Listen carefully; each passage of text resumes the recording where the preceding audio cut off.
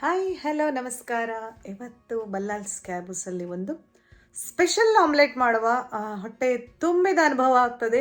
So ಇದನ್ನು ನಾವು diet ಮಾಡುವವರಾಗಿರಲಿ ಅಥವಾ ವೆಯ್ಟ್ ಲಾಸಿಗಂತ ಟ್ರೈ ಮಾಡುವವರಾಗಿರಲಿ ಲಂಚ್ ಟೈಮಿಗೆ ಮಾಡ್ಕೊಳ್ಬಹುದು.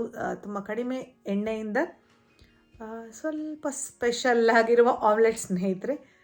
ಮಕ್ಕಳಿಗಂತೂ ತುಂಬಾ ಖುಷಿ ಆಗ್ತದೆ, ಯಾಕಂದರೆ ಸ್ವಲ್ಪ ನೋಡಲಿಕ್ಕೂ ಡಿಫ್ರೆಂಟ್ ಆಗಿರೋದ್ರಿಂದ ಇಷ್ಟಪಟ್ಟು ತಿಂತಾರೆ. ಸೊ ಈ ರೆಸಿಪಿಯನ್ನು ನೀವು ಇವತ್ತೇ ಟ್ರೈ ಮಾಡಿ ವಿಡಿಯೋಕ್ಕೊಂದು ಲೈಕ್ ಕೊಡಿ, ಹಾಗೂ ಹೇಗಾಯಿತು ಅಂತ ನನಗೆ ಕಮೆಂಟ್ ಸೆಕ್ಷನ್ನಲ್ಲಿ ತಿಳಿಸ್ಲಿಕ್ಕೆ ಮಾತ್ರ ಮರಿಬೇಡಿ ಸ್ನೇಹಿತರೆ.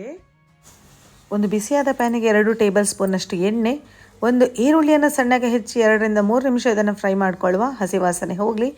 ಅರ್ಧ ಟೇಬಲ್ ಸ್ಪೂನಷ್ಟು ಶುಂಠಿ ಬೆಳ್ಳುಳ್ಳಿ ಪೇಸ್ಟ್, ರುಚಿಗೆ ತಕ್ಕಷ್ಟು ಉಪ್ಪು,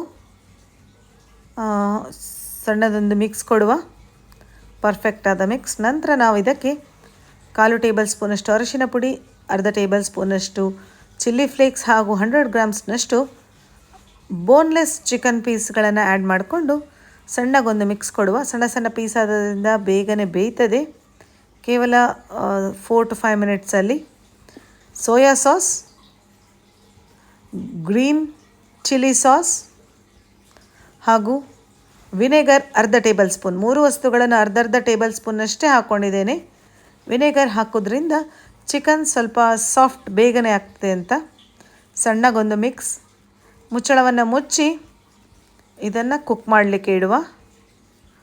ಇನ್ನೊಮ್ಮೆ ಮಿಡ್ಲಲ್ಲಿ ಬೆಂದಿದ ಅಂತ ಚೆಕ್ ಮಾಡ್ಕೊಳ್ತಾ ಇದ್ದೇನೆ. ಎಸ್, ಬೇಯ್ತಾ ಬಂದಿದೆ. ಈಗ ನಾನು ಸ್ವಲ್ಪ ದೊಡ್ಡ ದೊಡ್ಡ ಪೀಸ್ಗಳಿದ್ದದನ್ನು ತಿರುವಿ ಹಾಕ್ತೇನೆ.